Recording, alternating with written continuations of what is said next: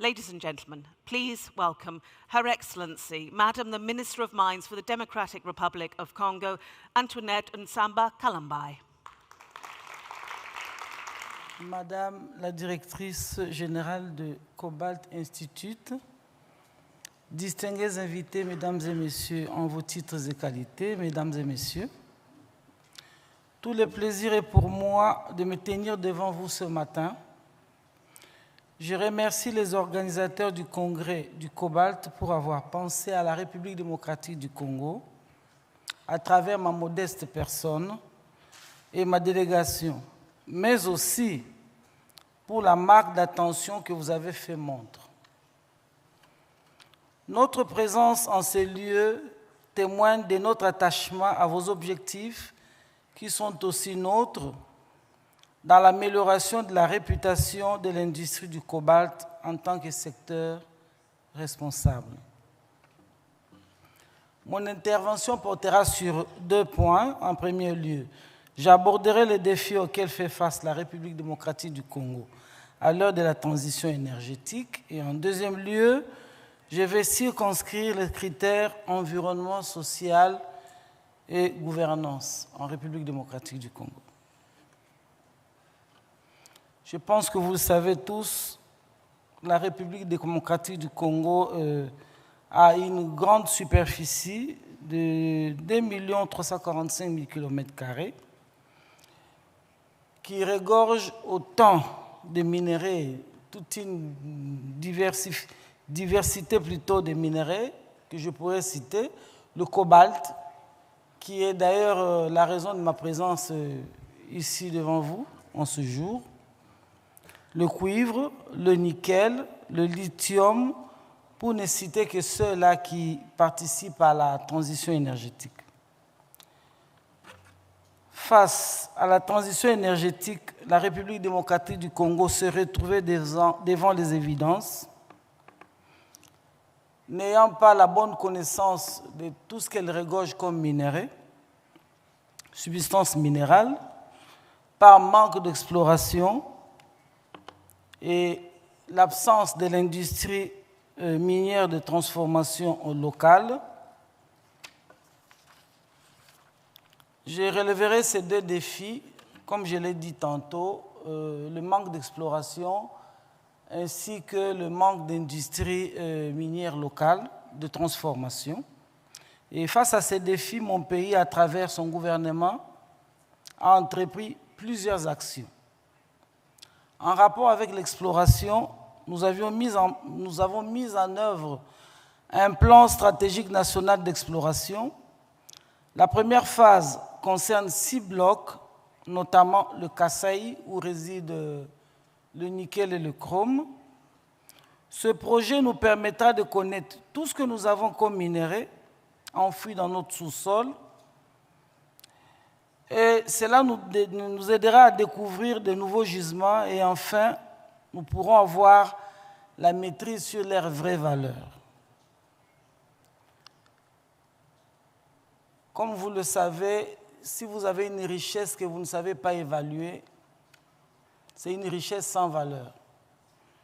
Aujourd'hui, nous avons cette demande d'approvisionnement en minerais critiques. Si nous, en tant que pays, nous ne savons pas déjà quelle quantité nous avons en cobalt, en cuivre, en lithium, il nous sera difficile de pouvoir signer des partenariats gagnant-gagnant. J'ai parlé du deuxième défi, celui du manque d'industrie minière de transformation. En vue de stimuler la croissance industrielle et économique alors que la demande mondiale de cobalt devrait augmenter considérablement au cours des prochaines décennies et dans le souci de réduire les émissions de CO2, mais aussi à contribuer à la démarche de réponse mondiale à la menace du changement climatique. La République démocratique du Congo a décidé de développer une chaîne de valeur pour la production des batteries des véhicules électriques afin de pouvoir contrôler toute la chaîne d'approvisionnement. De l'extraction des matières premières à la transformation, à la fabrication et à l'assemblage. Ne pouvant pas y arriver seule pour le moment, elle a signé un accord bilatéral avec la Zambie afin de répondre à la demande des batteries de véhicules électriques destinés à la consommation interne et à l'exportation. Pour faciliter le développement de ce projet, un accord cadre d'assistance technique a été signé entre les États-Unis d'Amérique d'une part et la République démocratique du Congo et la Zambie de l'autre. Dans le même cadre de préparatifs, nous avions créé à l'Université nationale de Lubumbashi, précisément à la faculté de Polytechnique, un centre africain d'excellence spécialisé dans la formation et la recherche en chimie et technologie des batteries. Actuellement, un établissement public a été créé, toujours dans le but de pouvoir commencer déjà à fabriquer les précurseurs des batteries. L'établissement public est dénommé Conseil national de la batterie. Les animateurs ont déjà été nommés et ils sont à pied d'œuvre pour la mise en œuvre de l'établissement en question. Et une zone économique spéciale a été aussi créée à Lubumbashi. Dans le cadre de mon travail, je suis allé aux États-Unis, précisément à Washington, au Canada, au Japon, en France, en Suisse, à Davos, pour participer à des réunions gouvernementales, des forums. Ce que j'ai constaté lors de forums auxquels j'ai participé, dans tout ce que j'ai eu à participer comme conférence, il y avait un point commun et un seul. Tous les pays, que ce soit les États-Unis, le Japon, la France, la Suisse, ont une seule préoccupation, avoir la neutralité carbone plutôt d'ici 3 décennies, donc d'ici 2050, et avoir la garantie de l'approvisionnement en minéraux critiques.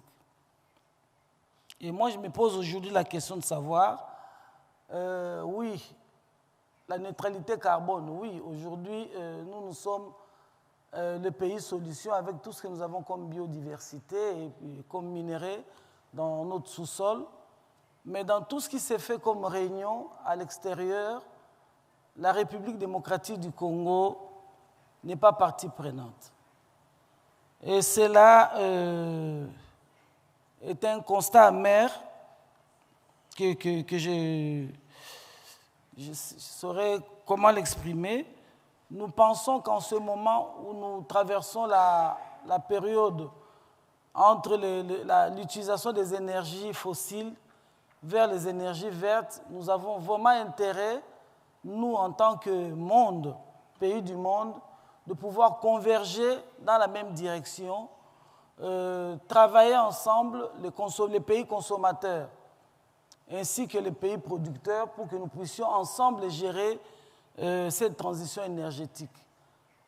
Je pense que vous le savez, le cobalt par exemple, parce que c'est le sujet de ce jour, c'est des gros volumes qui, pour les exploiter, il y a vraiment beaucoup d'impacts environnementaux qu'il faudra gérer en aval. Et nous, en tant que pays producteurs aujourd'hui, si nous ne sommes pas associés à tout ce qui s'est fait, il nous sera difficile de pouvoir gérer la demande de tous ces pays, que ce soit les pays de l'Amérique, de l'Union européenne, de l'Afrique et notre pays nous concernés. Il nous sera difficile de gérer la demande de tous ces pays si en amont nous n'avons pas eu de réunions, de concertation pour savoir quel est le besoin réel de chaque communauté afin que nous puissions avoir un partage équitable. Donc nous souhaiterons que la République démocratique du Congo puisse être intégrés plutôt dans tout ce qui s'est fait comme réunion.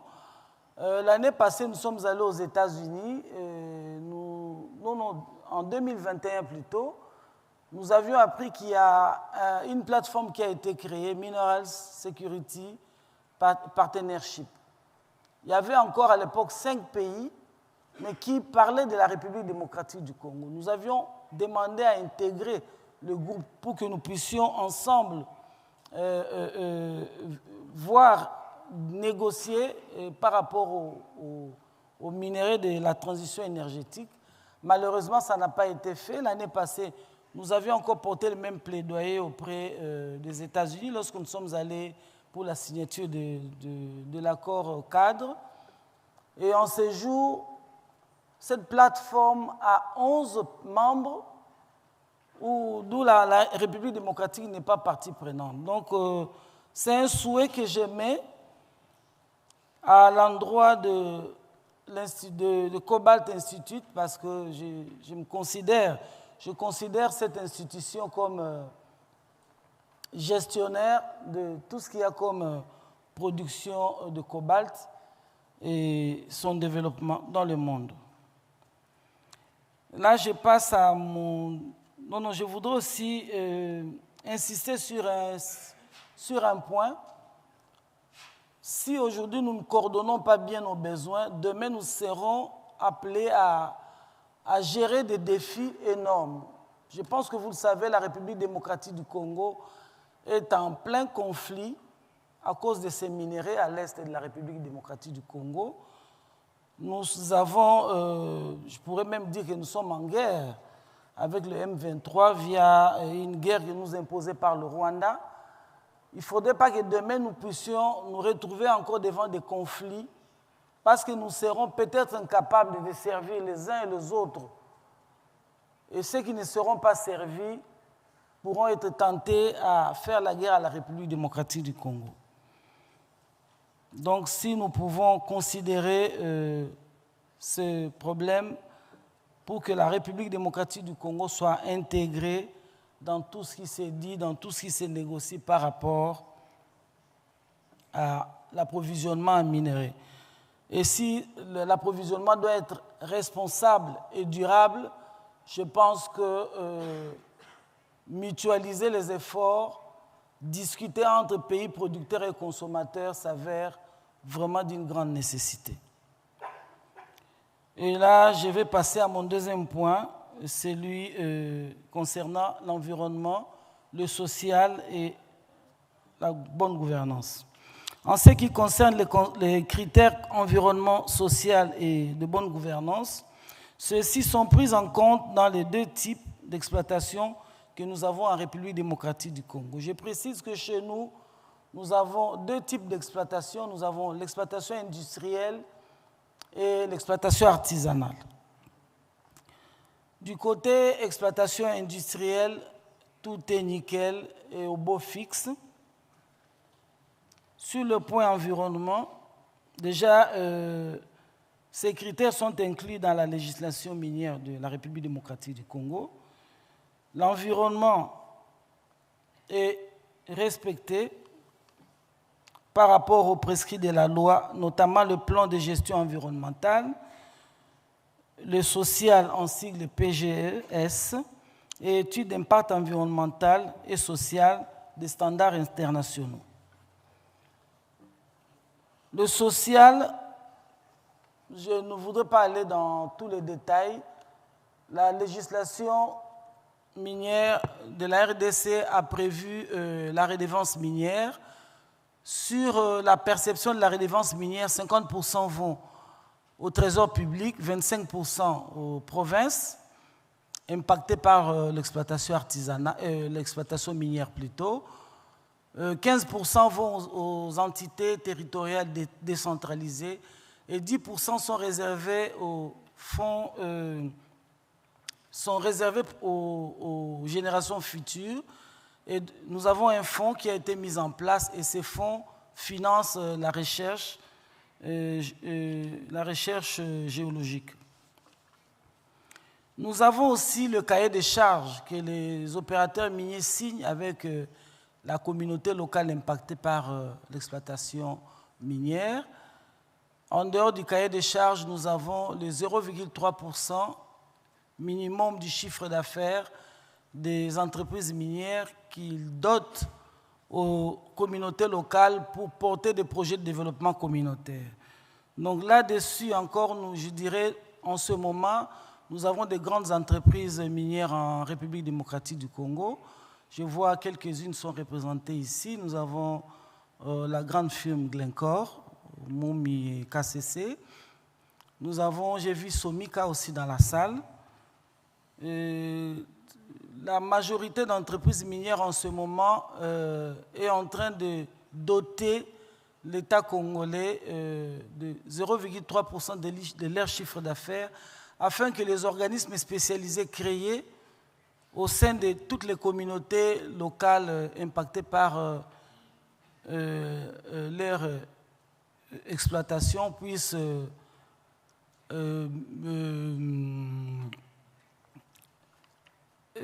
mettre en œuvre des projets de développement communautaire. Donc voilà un peu de mots, ce que j'avais préparé pour vous ce matin. En plus du cahier des charges, donc là je viens d'en parler. Mesdames et messieurs, pour clore mon allocution, je réitère mon propos de voir toutes les parties prenantes se mettre autour d'une plateforme telle que celle que nous connaissons aujourd'hui afin d'échanger en toute célérité pour arriver à une gestion harmonieuse de ces métaux critiques. Je dis et je vous remercie.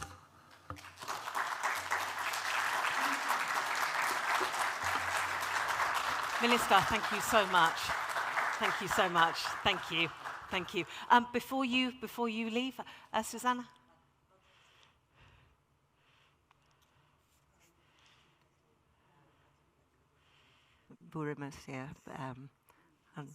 Merci.